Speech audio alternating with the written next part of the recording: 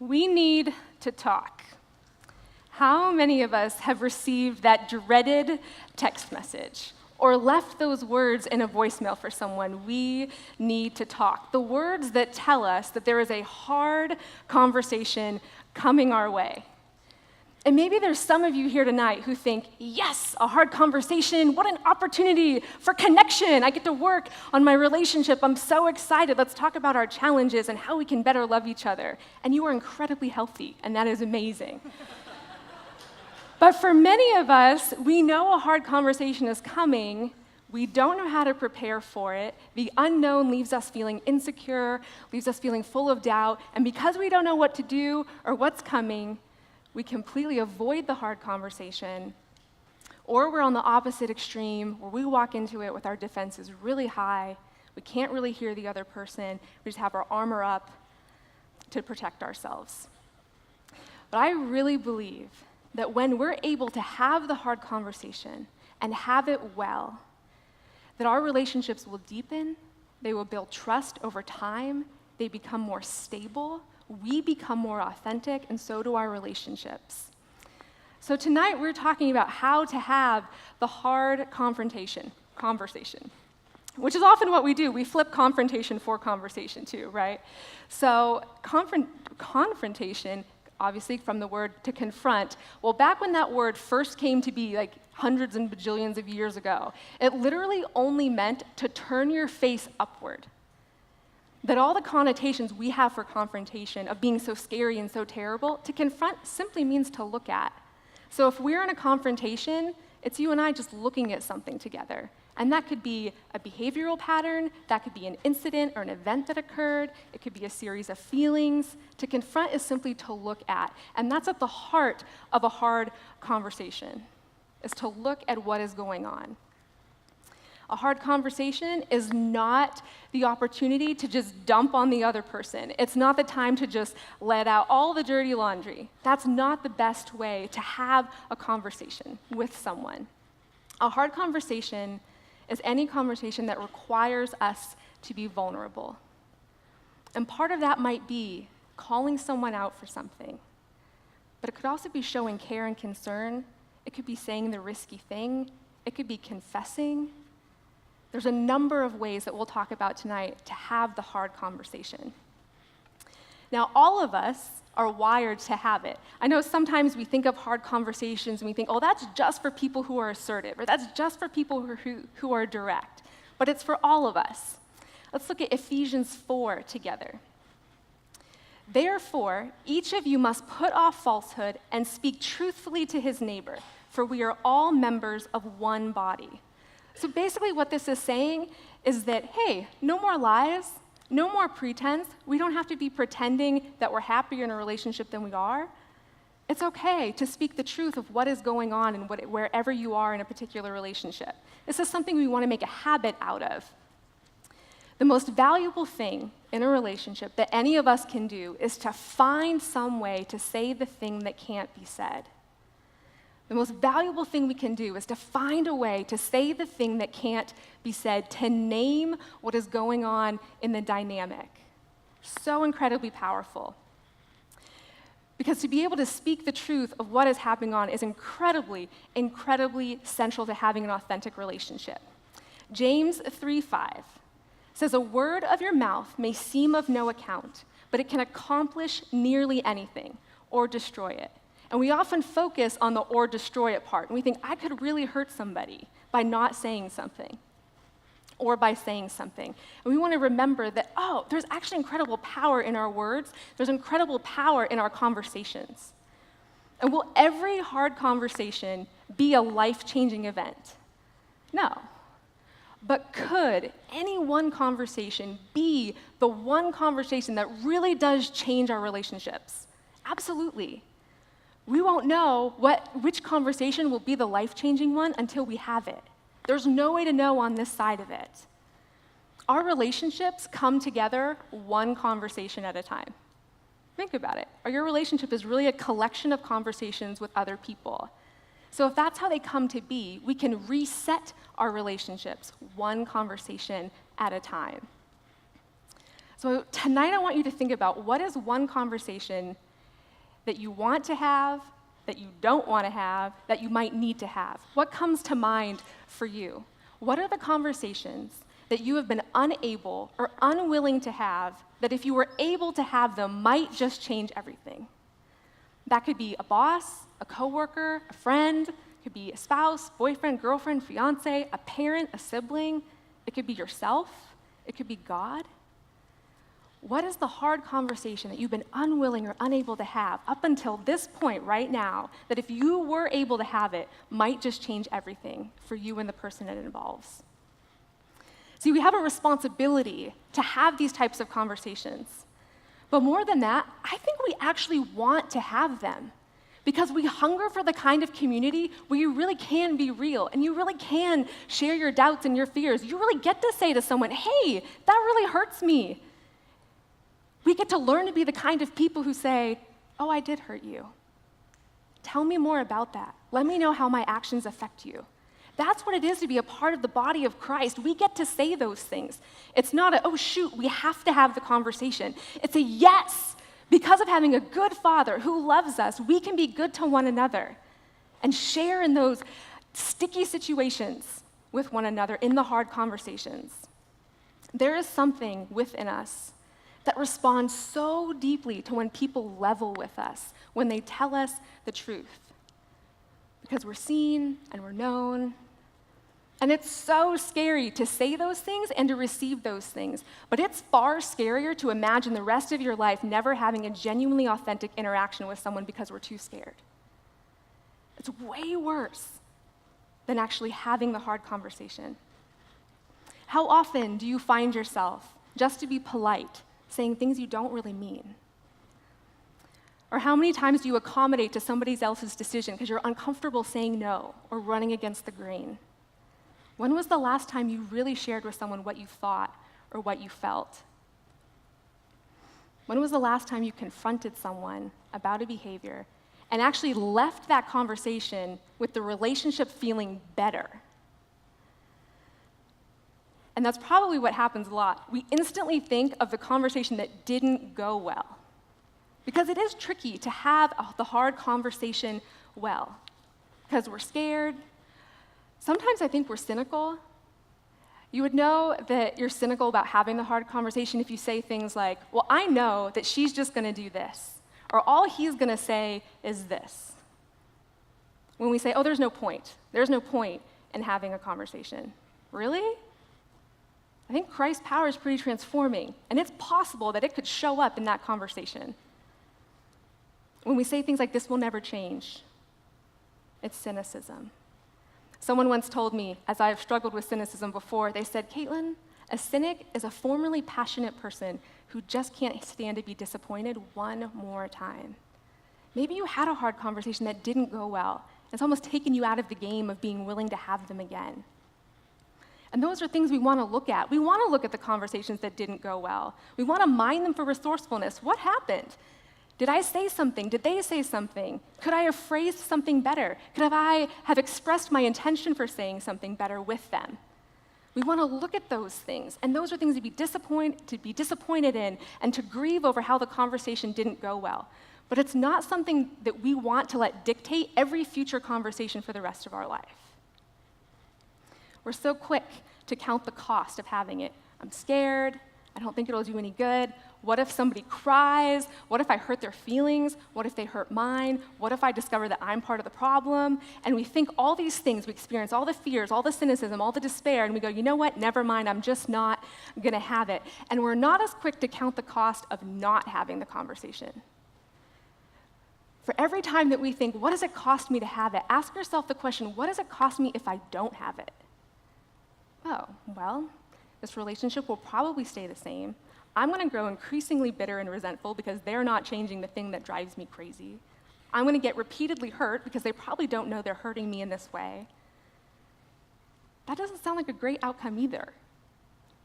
So we want to ask both of those things. What, if nothing changes, does this mean for our relationship? A friend of mine really challenged my way of thinking about having the hard conversation a few years ago. And his name is Dana. And I met him through a ministry called Alpha. This was about 3.5 years ago.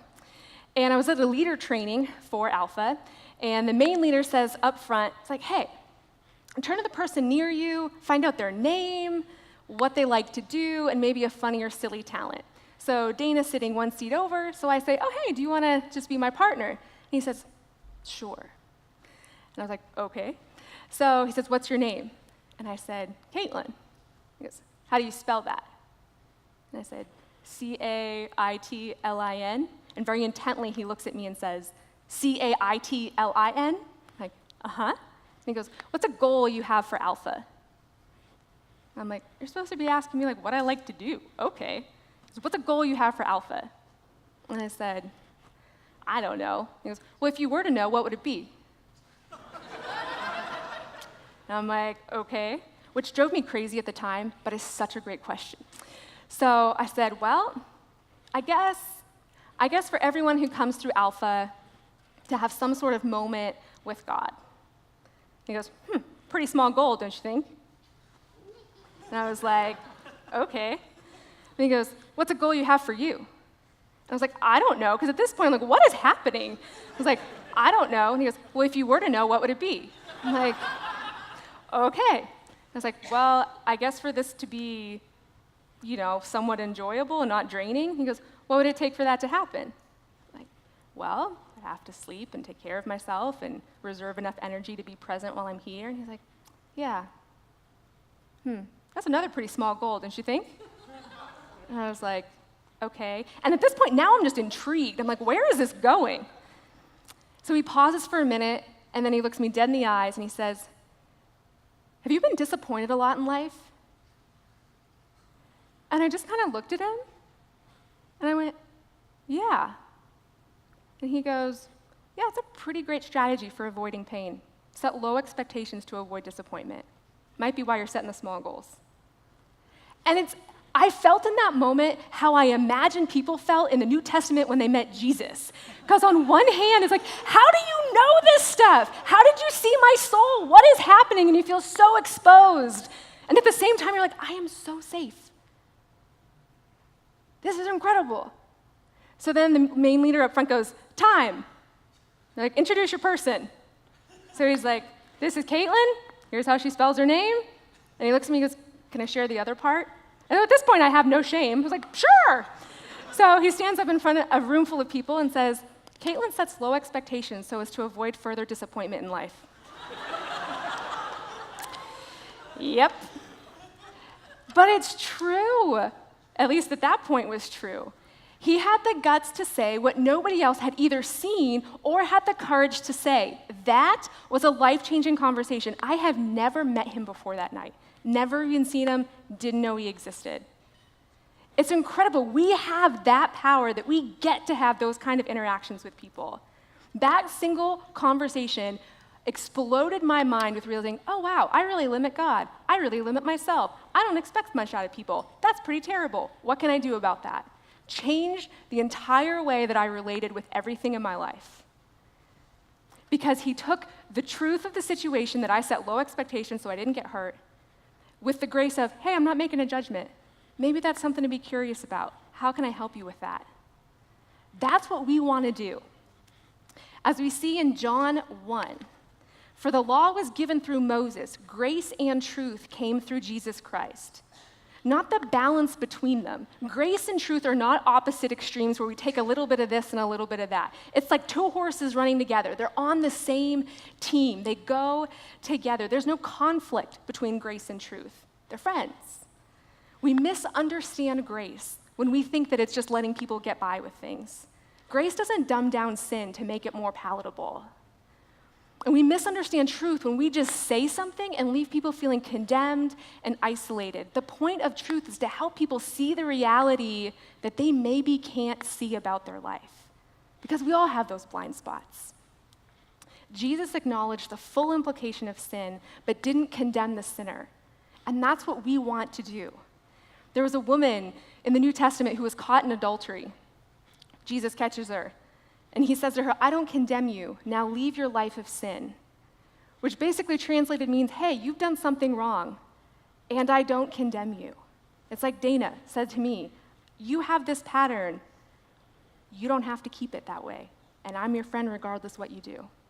It's incredibly powerful. Now, there are different types of hard conversations.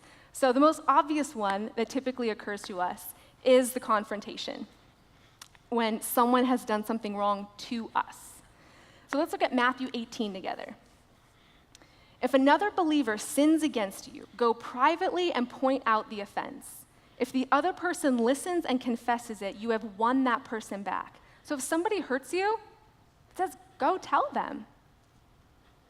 Let them know. But it's amazingly simple in here, but it is so hard to do sometimes because it's vulnerable to say, you've hurt me, because they could hurt you again. But we're to be a people who make amends, who reconcile. The whole context of this passage is mercy and forgiveness. It says, if the other person listens and confesses, you have won that person back. Because the goal of hard conversations is to restore the relationship. The hope is to restore. The hope is not to be right.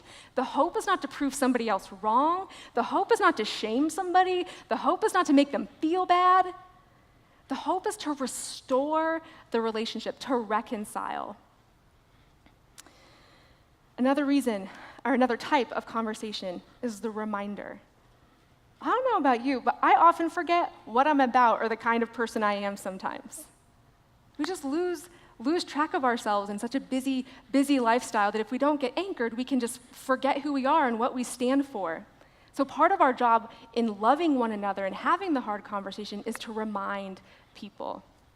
I had a friend about 3 years ago who started dating this guy. And all of a sudden, she started changing and shifting. And I finally said something to her. Have any of you experienced that, where you are friends with someone, they start dating someone, and all of a sudden everything is different about them? And I said, I love you, and I value our friendship so much, and I think the world of you. And I'm concerned. I've noticed some changes since you've been dating this person. You're a little more prideful, gave an example. Boundaries that were really important to you, you don't keep anymore, and gave an example. The commitments you kept before, you're not keeping them now, give an example. So I just wanted to remind you that you're the kind of person who is humble so often, and the kind of person who keeps their boundaries and makes their commitments. And I just wanted to reflect that back to you and say, can we talk about that? Can we look at that together? And in this case, she said, I really appreciate that, and I'm going to keep dating him. We don't always know how the hard conversation is going to go.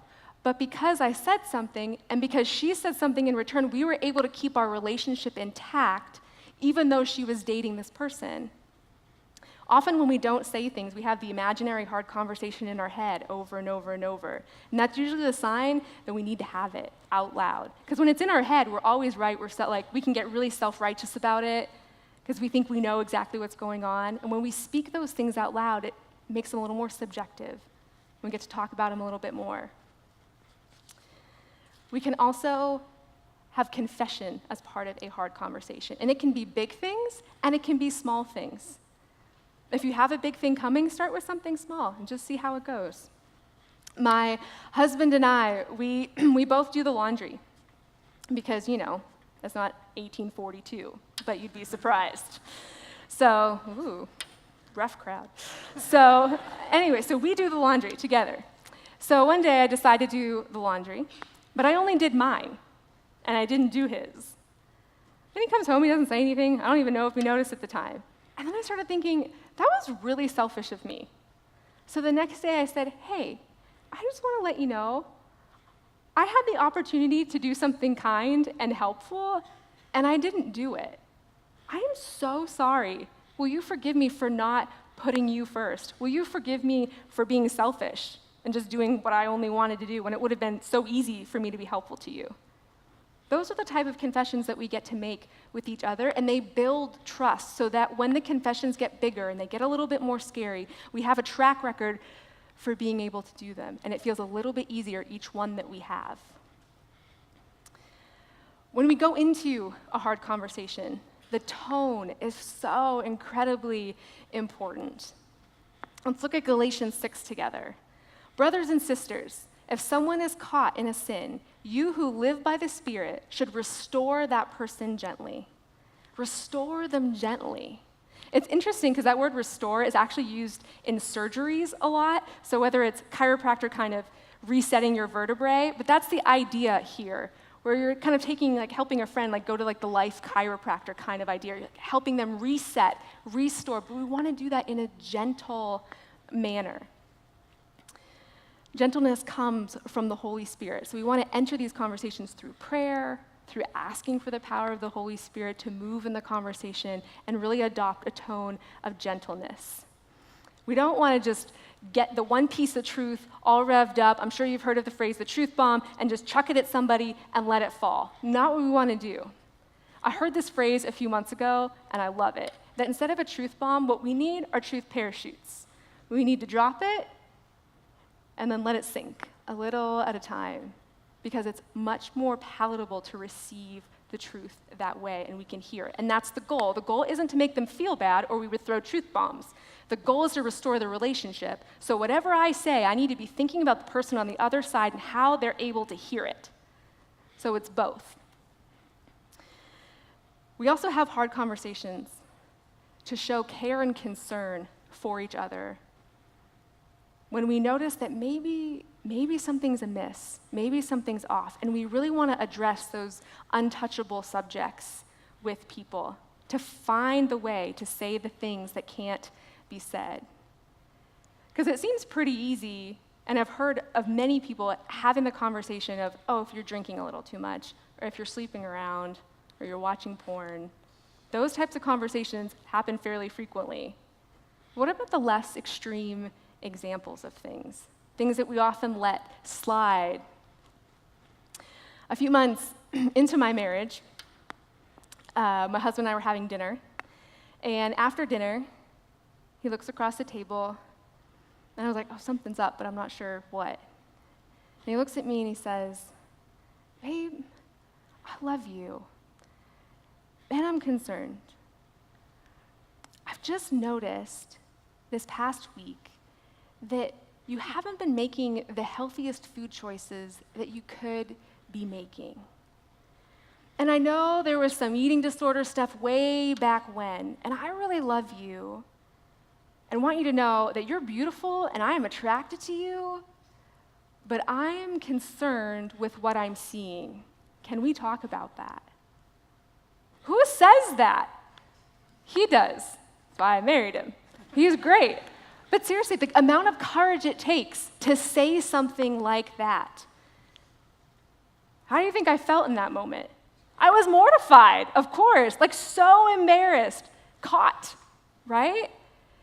Were some of the pieces that I like to hide most about myself, he just named and just said it. But I also felt incredibly loved. I'm like, maybe this life isn't just up to me. Maybe somebody cares about me enough to pay attention to what I'm doing to help me steward my life the best way possible. He risked making me mad. He risked awkward silence. He risked hurting my feelings for the greater good of what our marriage needed. That's what we are to do. In friendships, as co-workers, as teammates, as people who belong to Jesus Christ, these are the types of things that we say.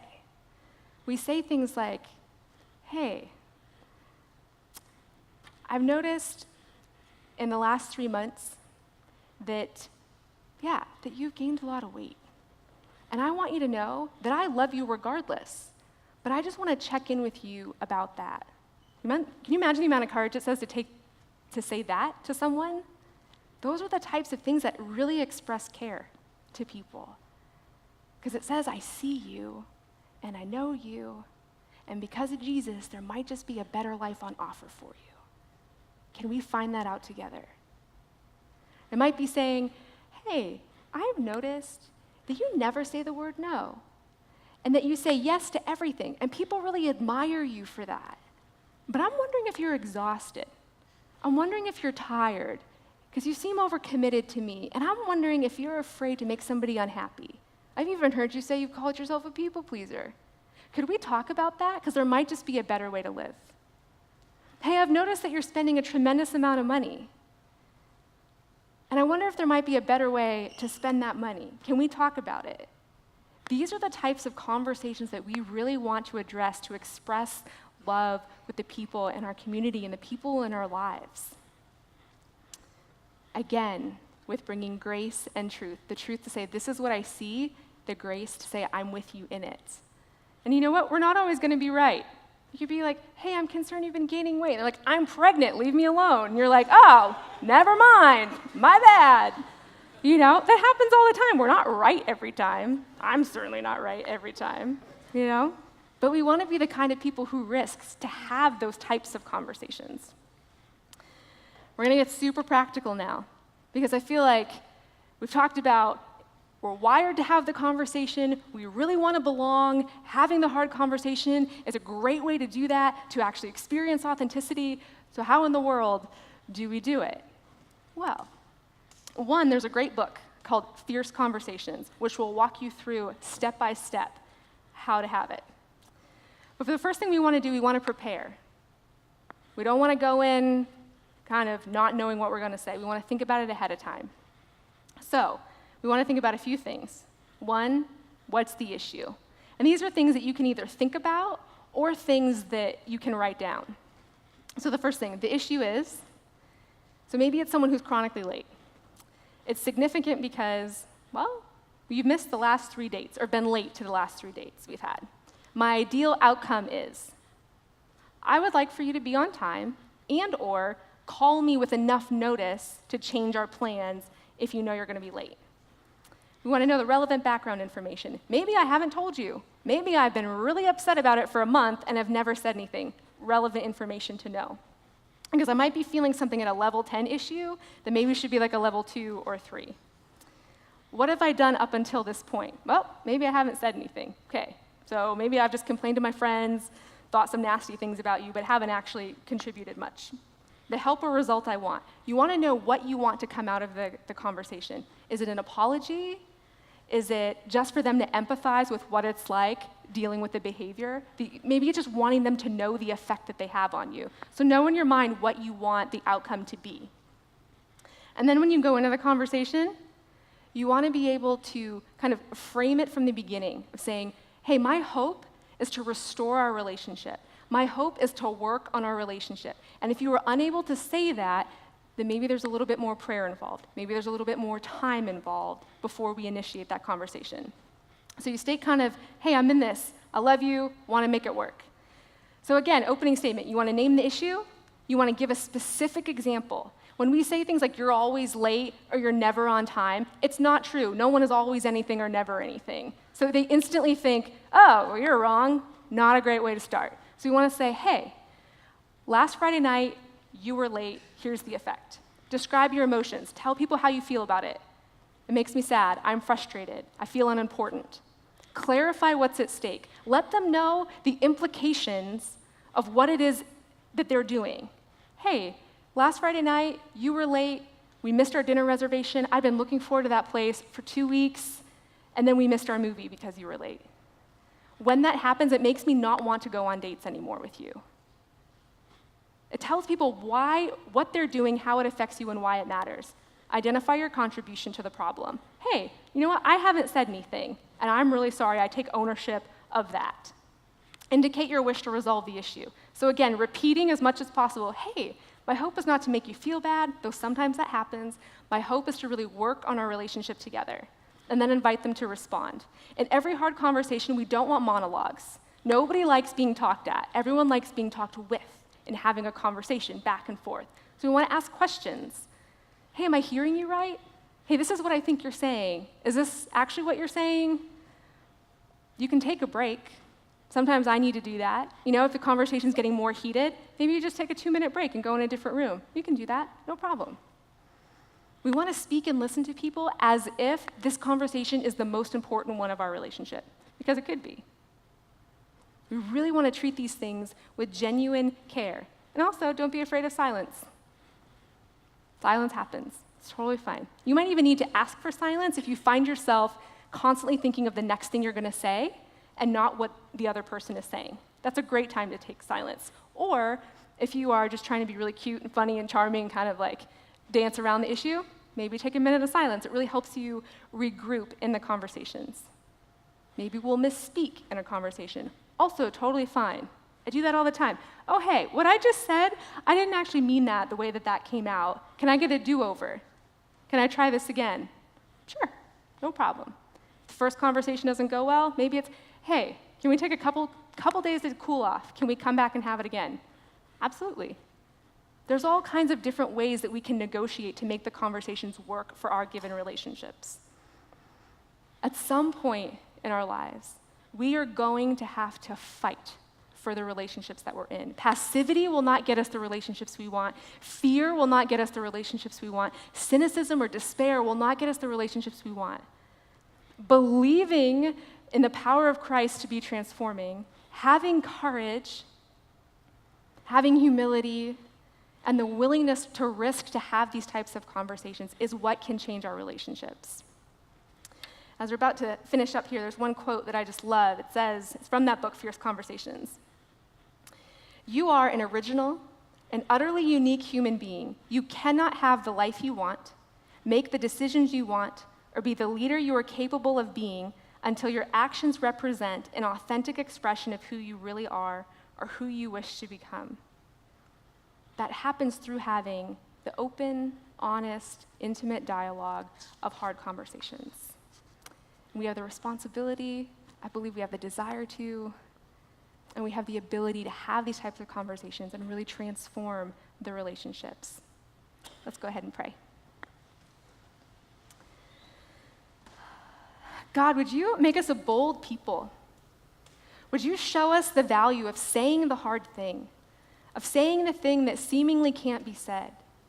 Would you bring to mind to all of us right now a conversation that we had where someone really took a risk to say the hard thing to us that really changed us? Will we use that, God, as motivation and as belief that you really can transform people and that we have a role in that through having conversation, through loving each other and speaking the truth and being agents of grace and truth?